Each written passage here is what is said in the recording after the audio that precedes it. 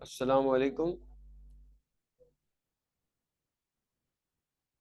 अब जो है ना हमने जहाँ टॉपिक छोड़ा था वहीं से स्टार्ट करते हैं।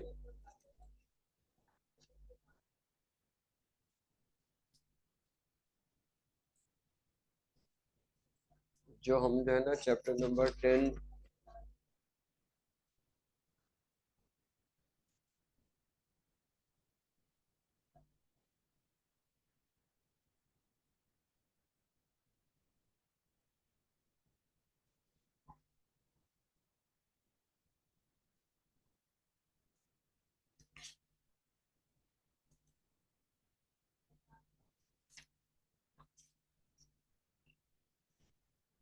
अच्छा देखें जनाब, हम जो है पीरियोडिक टेबल वाला चैप्टर जो है कर रहे थे, और इसमें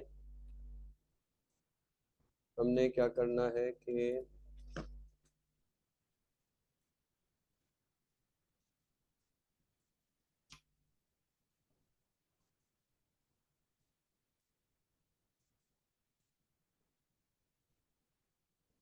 हमने ये चैप्टर कर लिया था और इसमें हम पहुंचे थे।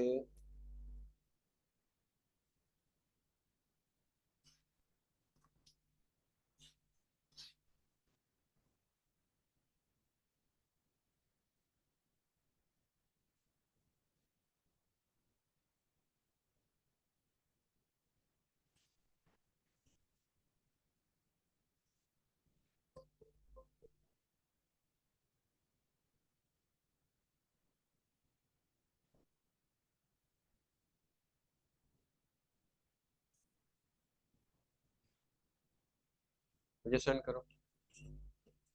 अच्छा, अब जो है हमने ये करना है, क्वेश्चन नंबर 2 पार्ट 3 हमने सॉल्व करना है आज। ठीक है, क्वेश्चन नंबर 2 पार्ट 3 हो जाए तो बताना। अब क्वेश्चन नंबर 2 पार्ट 3 जो है बुक में जरा देखते हैं क्या है।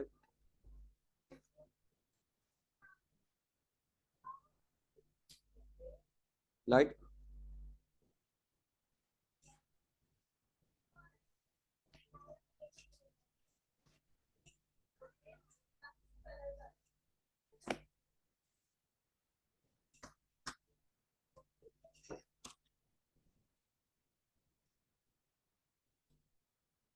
क्वेश्चन नंबर 2 पार्ट 3 और पार्ट 4 हमने भी करना है। तो क्वेश्चन नंबर 2 का पार्ट 3 देखें, find out the position of sulphur in the periodic table.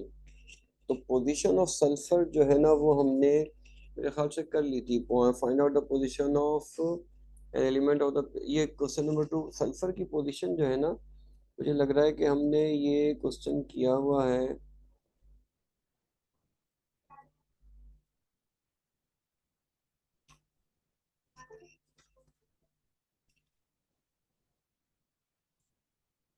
ये जो हमारी प्रेजेंटेशन थी इसके अंदर हम देखते हैं कि हमने प्रेजेंटेशन के अंदर वो किया था कि नहीं किया था।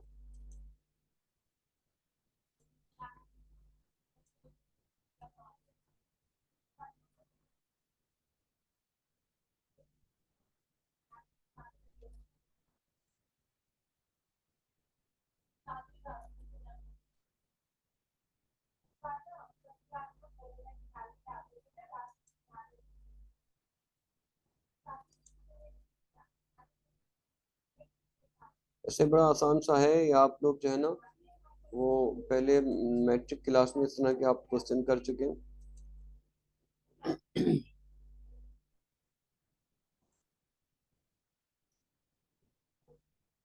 पोजीशन ऑफ सल्फर मुझे ऐसे याद पड़ रहा है हम लोगों ने की थी।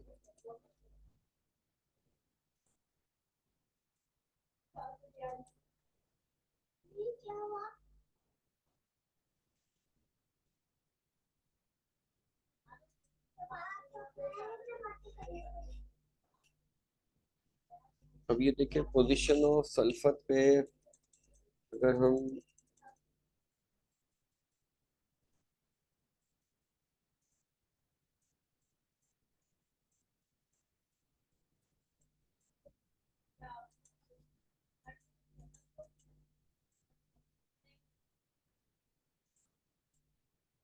हाँ ये पोजीशन ऑफ सल्फर हमने की हुई है ना।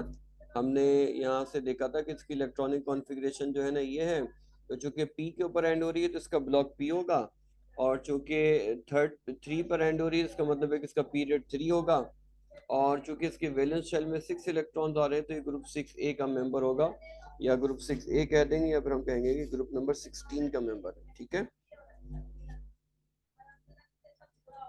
ठीक है, तो ये हमने तो किया हुआ था। अब हम आते हैं कि जो है ना दूसरा क्वेश्चन जो है ना, क्वेश्चन नंबर 2 का पार्ट 4 देखते हैं हम। क्वेश्चन नंबर 2 का पार्ट 4 हम कैसे करें।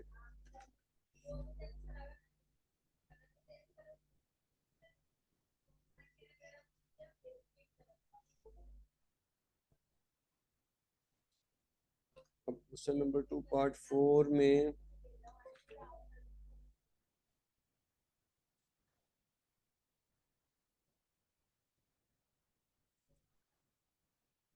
क्वेश्चन नंबर 2 पार्ट 4 में कह रहे हैं find out the position of an element in the periodic table which has electronic configuration 1s2 2s2 2p6 3s2 3p1 3p3 3p3 है ना। अच्छा अब देखो कि इसके अंदर चूंकि पी पी के ऊपर जो है ना ये एंड हो रही है इसकी इलेक्ट्रॉनिक कॉन्फ़िगरेशन, तो अब ये पी ब्लॉक का एलिमेंट होगा। पहली बात तो ये कि ब्लॉक इसका पता चल गया पी। थ्री के ऊपर ये इलेक्ट्रॉनिक कॉन्फ़िगरेशन हो रही है, इसका मतलब है कि इसका जो पीरियड है वो थ्री होगा, और लास्ट जो इसका पीरियड है थ्री, इसके अंदर सॉरी जो पीरियड है इसका थ्री होगा। अब इसका वैलेंस शेल ये वाला है, अब इसके वैलेंस शेल में इलेक्ट्रॉन कितने आ रहे हैं, फाइव, एस में दो और पी में तीन। चूंकि वैलेंस शेल में इलेक्ट्रॉन फाइव आ रहे हैं तो ये ग्रुप फाइव ए होगा पुरानी स्कीम में, और नई स्कीम में ग्रुप नंबर 15 होगा। इस तरीके से हम बताएंगे कि इसका period P, P block P, period three, और इसका ग्रुप 5A या 15A है। बस इसी तरह के क्वेश्चन जो है ना वो आपके इसमें आए हुए हैं, और आसान आसान से क्वेश्चन है, इसका आप जो है वो जरूर देख लीजिएगा। अगर हम इसके जो है ना एमसीक्यूज देखें तो एमसीक्यूज में अभी ऐसा करता हूँ आप लोगों से ना एमसीक्यूज इसके पूछता हूँ। पहला है in the periodic table the number of periods of an element is same as. अब देखिए इसका आंसर मैं पूछता हूँ।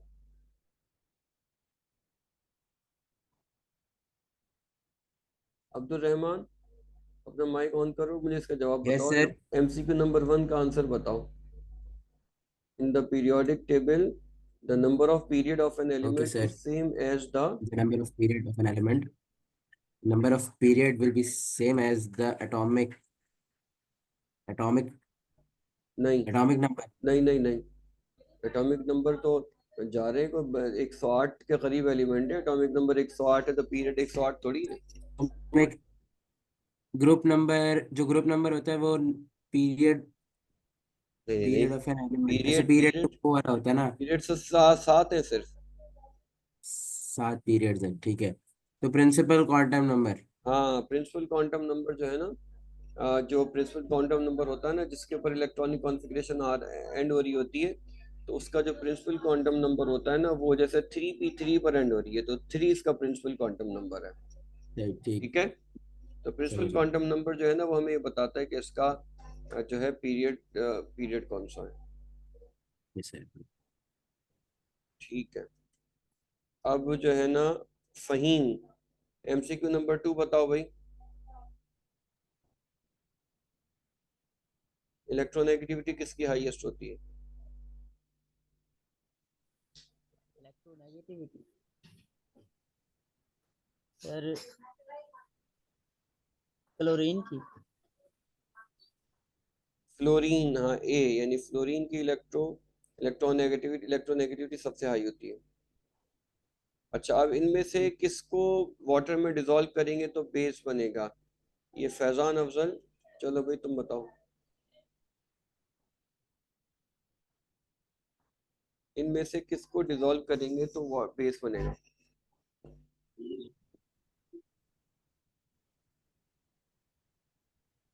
तीस क्या। सूत्र। देखो बेस कौन बनाएगा, मेटल, ये सारे ऑक्साइड्स हैं, ऑक्साइड ऑफ मेटल बेसिक होते हैं और oxide of non metal acidic होते हैं। अब इसमें ऑक्साइड ऑफ मेटल एक ही है, कौन सा? Sodium oxide. तो ये बेसिक होगा। बाकी देखो कार्बन नॉन मेटल का ऑक्साइड है, सल्फर नॉन मेटल का ऑक्साइड और सिलिकॉन नॉन मेटल का ऑक्साइड है। सारे नॉन मेटल ऑक्साइड हैं, सारे एसिडिक के सिवाय सोडियम ऑक्साइड। ठीक है।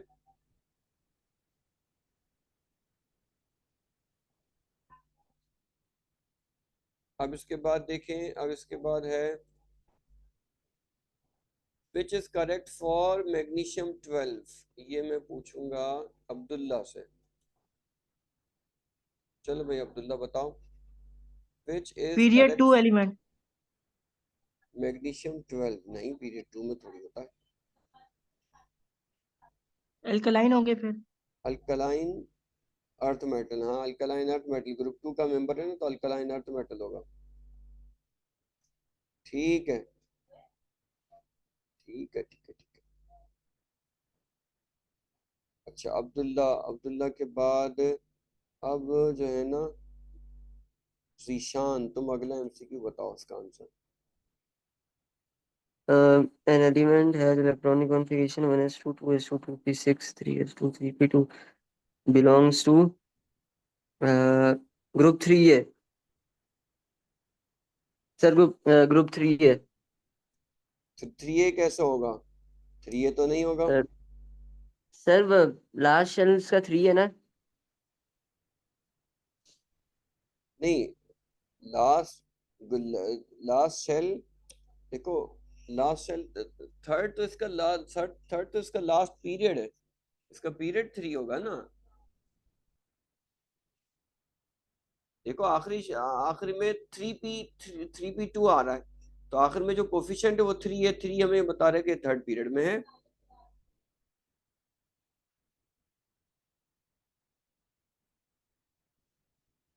जो सबसे बड़ा नंबर होता है ना, जो सबसे बड़ा कोफिशिएंट होता है, वो हमको बता रहा होता है कि ये कौन से पीरियड में होगा। तो सबसे बड़ा कोफिशिएंट यहाँ पे 3 आ रहा है, तो थर्ड पीरियड में होगा। अब बताओ, इसको सही करो आंसर को।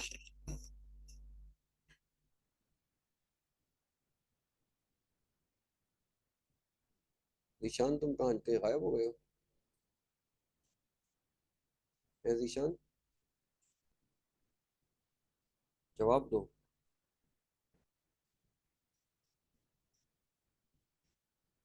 ईशान तुम गायब हो गए हो? ईशान तुम क्लास में हो तो जवाब दो।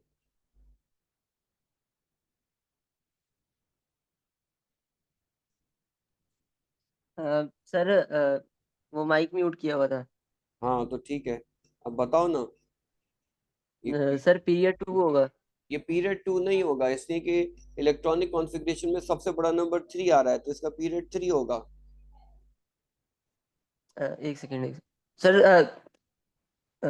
अच्छा सर ग्रुप 14 होगा। ग्रुप 14 होगा, इसलिए कि इसके वैलेंस शेल में 4 इलेक्ट्रॉन आ रहे हैं। तो जिनके वैलेंस शेल में 4 इलेक्ट्रॉन आ रहे हैं उन्हें पुराना 4A कहते हैं और नए में 14 कहते हैं। शाबाश, ठीक है। अब इसके बाद जो है ना, इसके बाद है किसकी बारी है अब?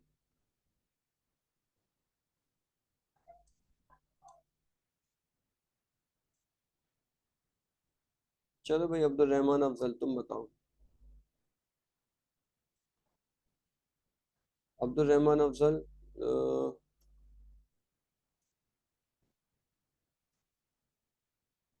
हाँ भाई तुम ये बताओ अगला। Which of the following element has highest ionization energy? Sir highest ionization energy होगी रुबिडियम की। आयनाइजेशन एनर्जी साइज से इन्वर्सली रिलेटेड होती है, मैंने बता दिया, अब बताओ।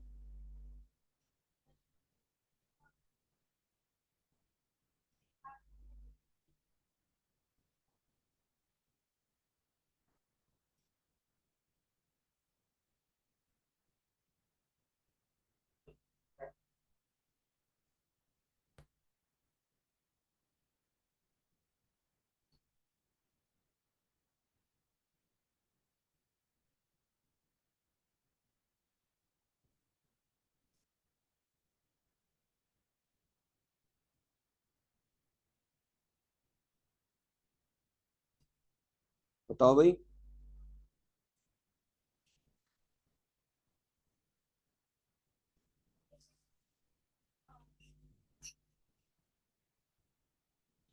हाँ भाई, देखो आयनाइजेशन एनर्जी साइज से इन्वर्सली रिलेटेड होती है। तो सबसे छोटा लिथियम है, तो लिथियम का आयनाइजेशन एनर्जी सबसे हाई होगी।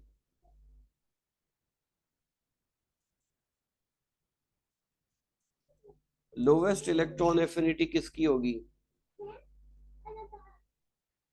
फैजान तुम बताओ, लोवेस्ट इलेक्ट्रॉन एफिनिटी किसकी होगी? D sir, iodine. आयोडीन की इलेक्ट्रॉन एफिनिटी लोवेस्ट होगी, इसलिए ये बहुत बड़ा एलिमेंट है, ये इलेक्ट्रॉन को अच्छे से अट्रैक्ट नहीं कर सकता। शाबाश। फहीम, इससे अगले का जवाब दो।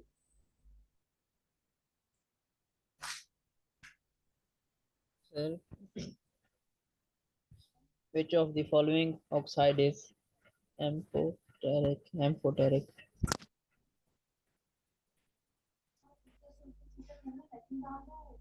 Al2CO3. Al2O3 aluminium oxide amphoteric होता है। शाबाश।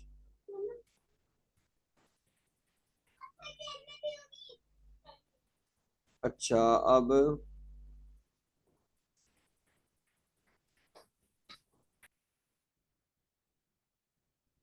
ईशान बोलो, क्या कह रहे हो? सर अगला मैं आंसर करूं? हाँ बताओ। सर 9 का ऑप्शन डी होगा, ग्रुप 7 है। बिल्कुल सही है, 7A का सबसे स्ट्रॉन्ग नॉन मेटेलिक कैरेक्टर होता है। शाबाश। अच्छा, अब्दुल्ला, अगले का आंसर करो।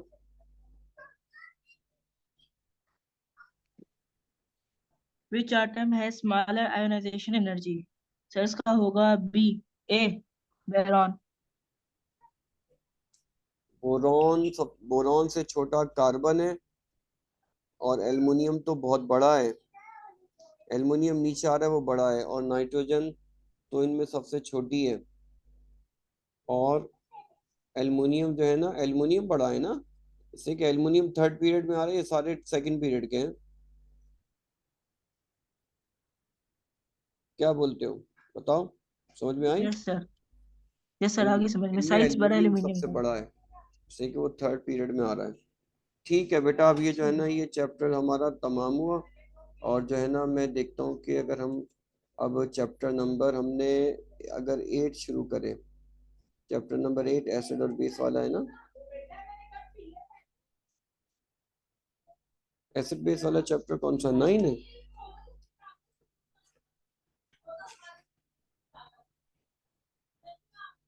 हाँ, चैप्टर 9 तो देख लें, एसिड बेस एंड सॉल्ट्स, ये ना बड़ा इंपॉर्टेंट चैप्टर है, और इसको स्टार्ट करते हैं।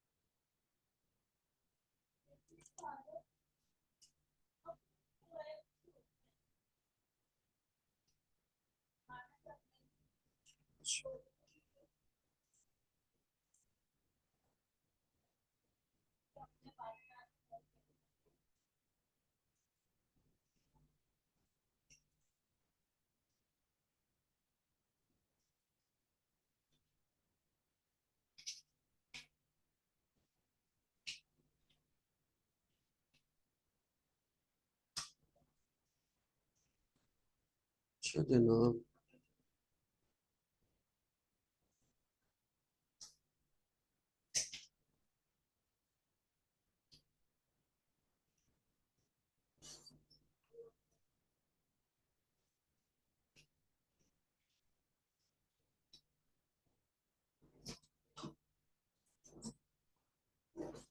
अच्छा अब देखें एसिड बेस का चैप्टर स्टार्ट करते हैं। एसिड बेस तो पढ़ के तो आप आए हुए हैं पहले से भी। अब जो है ना इसको जो चंद नई बातें हमने देखनी इसमें वो डिस्कस कर लेते हैं।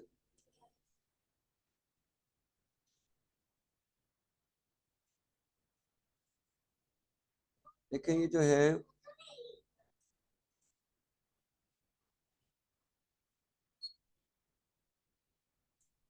हमारे पास सबसे पहले क्या देखें आ जाता है कि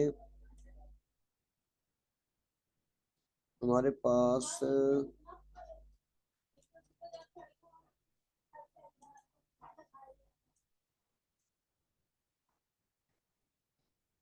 ये हमारे पास देखें सबसे पहला टॉपिक में खास पेज यही है।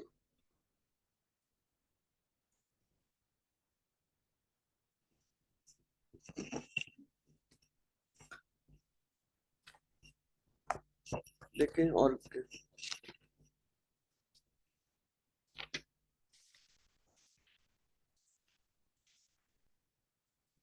जी जी हमारे पास देखें ये पहला पेज है और इसके अंदर ना कुछ आपको एसिड्स के नाम दिए गए। अब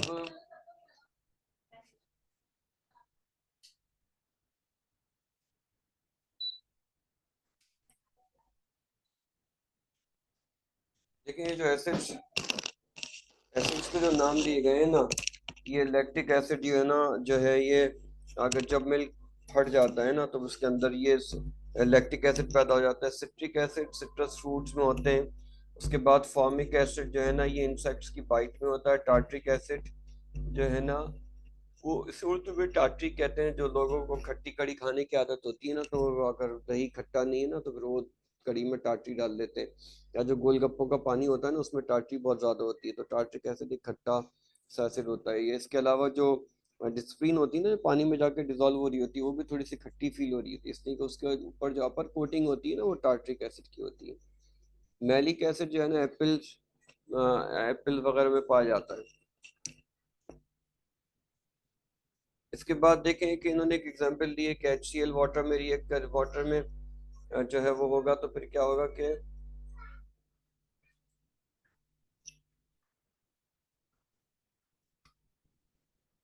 H3O पॉजिटिव बनाएगा और क्या होगा Cl नेगेटिव बनाएगा। तो एसिड क्या होता है कि वाटर के अंदर डिसॉल्व करने पर H पॉजिटिव दे या H3O पॉजिटिव दे। केमिस्ट्री के अंदर जो है ना वो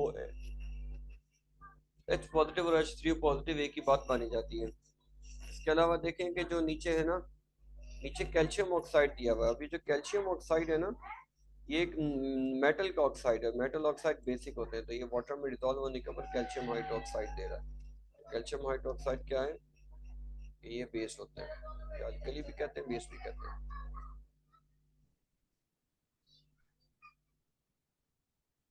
अभी कह रहे हैं soluble base is called alkali. ठीक है, एक ऐसा बेस जो वाटर सॉल्युबल है उसको अल्कली कहते हैं। बहरहाल alkalis are important in soap and detergent manufacture. इसके अलावा उन्होंने क्या कहा है कि नीचे जो एक और रिएक्शन उन्होंने दिया है कि HCl जो कि एसिड है वो बेस से रिएक्ट करेगा तो सॉल्ट और वाटर बनेगा। तो ये बहुत आसान आसान सी चीज़ें हैं, ये जो है ना आप आसानी से खुद भी कर सकते हैं। और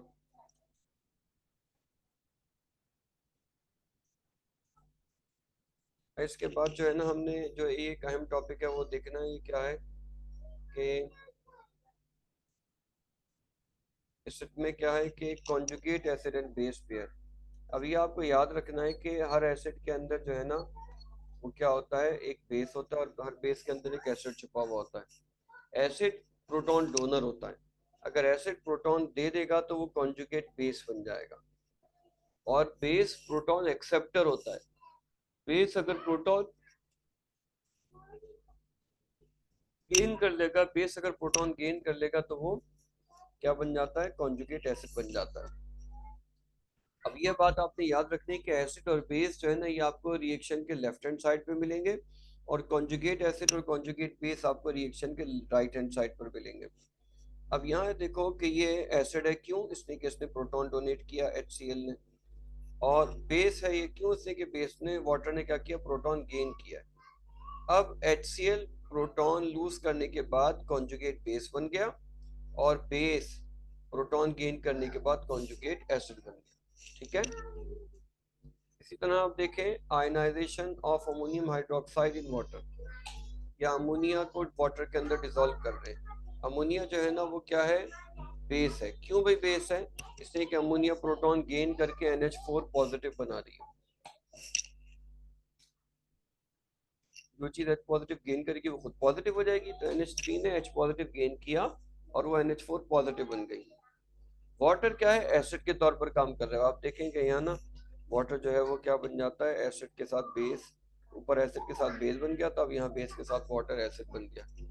ठीक है, ऐसे लोग क्या कहलाते हैं, इब्नुल वक्त कहलाते हैं ना। इसके साथ भी एडजस्ट, उसके साथ भी एडजस्ट, इसकी भी हाँ में हाँ मिलाई, उसकी भी हाँ में हाँ मिलाई, इसकी भी चापलूसी की, उसकी भी चापलूसी की। आप भी सही हैं, आप तो सबसे ही अच्छे हैं, आपसे अच्छा तो है ही कोई नहीं। और कोई दूसरा आ गया तो आप भी अच्छे हैं, आप तो आपसे अच्छा है ही कोई नहीं। हर एक के साथ जो ऐसी उल्टी सीधी बात करते हैं ना, बड़े धोखेबाज लोग होते हैं, चापलूसी हर वक्त, हर एक के साथ एडजस्ट हो जाते हैं, हर एक के साथ सेटिंग बना देते हैं। बहरहाल वो कभी जो है ना वो कभी जो है ना वो सीधी सच्ची बात नहीं करते। बहरहाल आयनाइजेशन ऑफ वाटर, वाटर के अंदर देखो वाटर, ये भी रिएक्शन आप पहले पढ़ चुके हो कि वाटर वाटर के साथ रिएक्ट करेगा तो एक मॉलिक्यूल एसिड बन जाएगा, दूसरा बेस बन जाएगा। अब ये लेफ्ट वाला जो वाटर है वो बेस बना है, क्यों? इसने H पॉजिटिव क्या किया है, बेस H पॉजिटिव गेन करता है। ये ब्रोंसेड लॉरी एसिड बेस पेयर चल रहे हैं। तो लेफ्ट वाला जो वाटर है ना उसने प्रोटॉन गेन किया तो ये बेस हो गया। और जो इसके बराबर में सेकंड नंबर पे जो वाटर आ रहा है वो एसिड है, क्यों भाई? इसने क्या अपने अंदर से H पॉजिटिव रिलीज किया। वाटर में से जब H पॉजिटिव रिलीज हो जाता है तो पीछे जो चीज बचती है वो OH नेगेटिव। तो ये हमारे पास क्या हो गया, ये एसिड हो गया। ठीक है, तो ये आपके MCQs वगैरह में आ सकता है, या छोटे छोटे छोटे छोटे माइंड से क्वेश्चन है, ये बहुत आसान आसान से।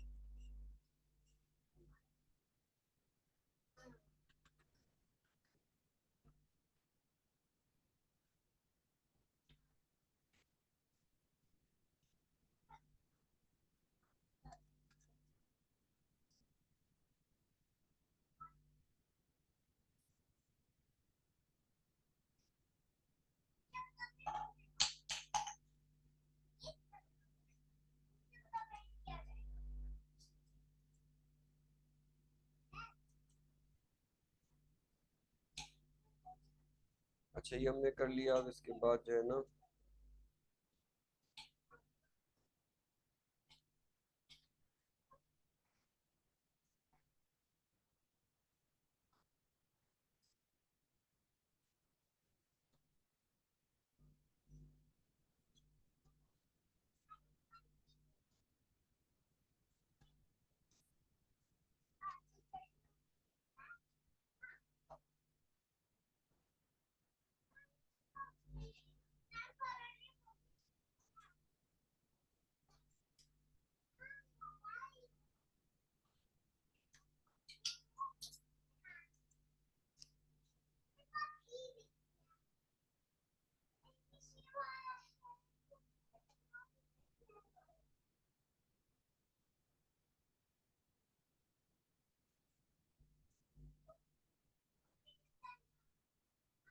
अच्छा जी, और हमें क्या करना है?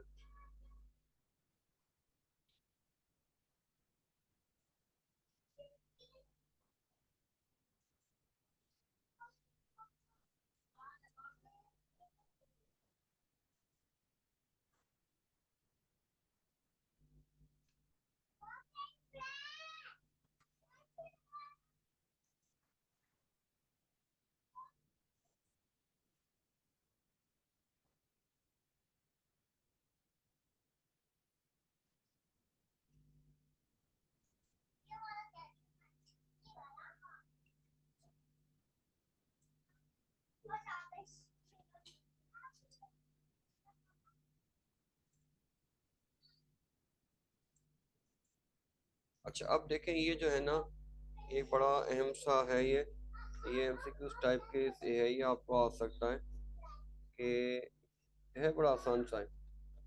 आपने ए और बी को बताने के ये जो है ना, ये क्या है, एसिड है कि बेस है। लेफ्ट हैंड साइड पे कौन मिलेगा आपको, एसिड और बेस मिलेंगे, और राइट हैंड साइड पे कॉन्जुगेट एसिड और कॉन्जुगेट बेस मिलेंगे। ये बात याद रखनी है आपने। लेफ्ट हैंड साइड पे एसिड और बेस, और राइट हैंड साइड पे कॉन्जुगेट एसिड और कॉन्जुगेट बेस, ठीक है।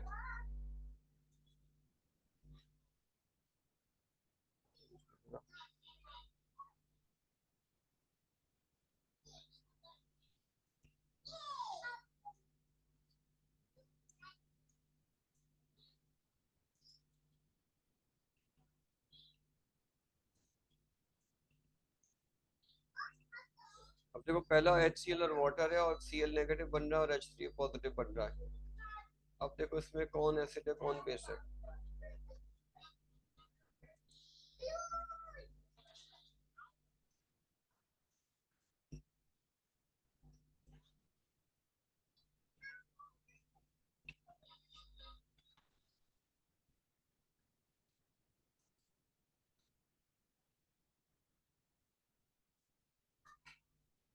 HCl और वाटर के अंदर कौन एसिड और कौन बेस है।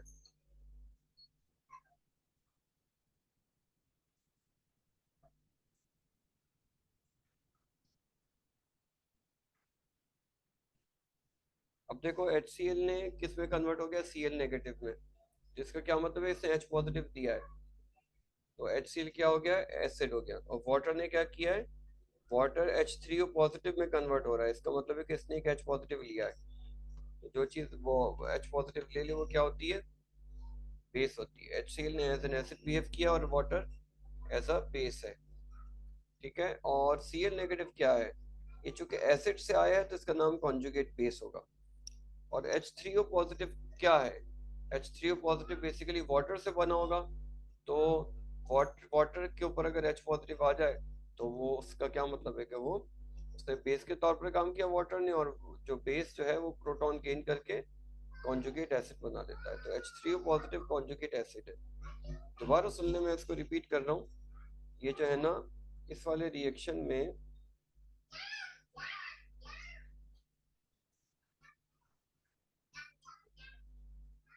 HCl ने H पॉजिटिव रिलीज किया है, तो ये एसिड है।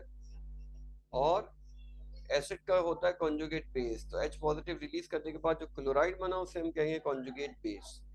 एसिड का कॉन्जुगेट बेस होता है, कॉन्जुगेट कहते हैं साथी को। और वाटर ने प्रोटॉन गेन किया है, जो प्रोटॉन गेन करे वो बेस होता है। तो और प्रोटॉन गेन करने के बाद वो क्या बन जाता है, कॉन्जुगेट एसिड। तो H3 पॉजिटिव कॉन्जुगेट एसिड है।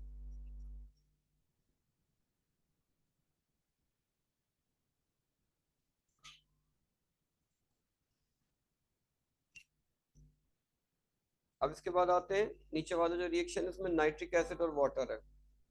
नाइट्रिक एसिड और वाटर के केस में क्या होता है, नाइट्रिक एसिड और वाटर के केस में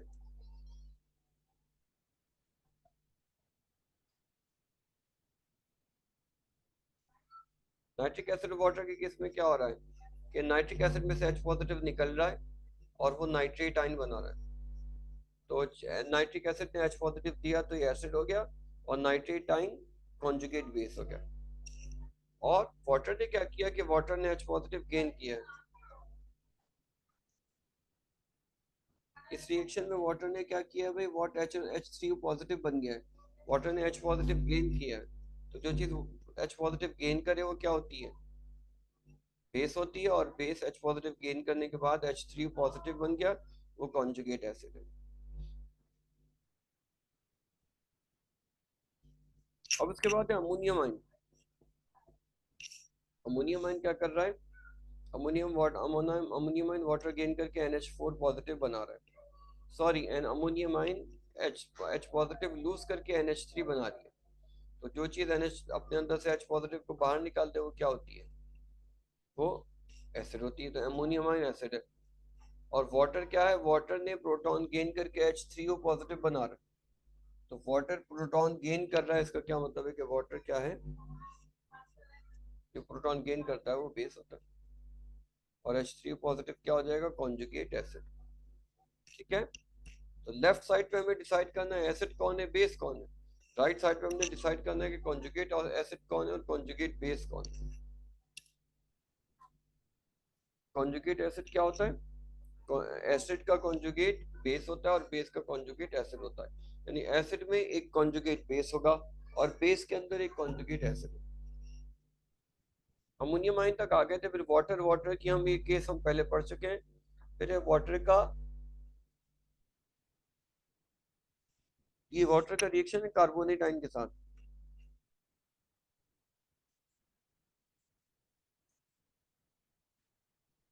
वाटर जब कार्बोनेट आयन के साथ रिएक्ट कर रहा है तो क्या हो रहा है,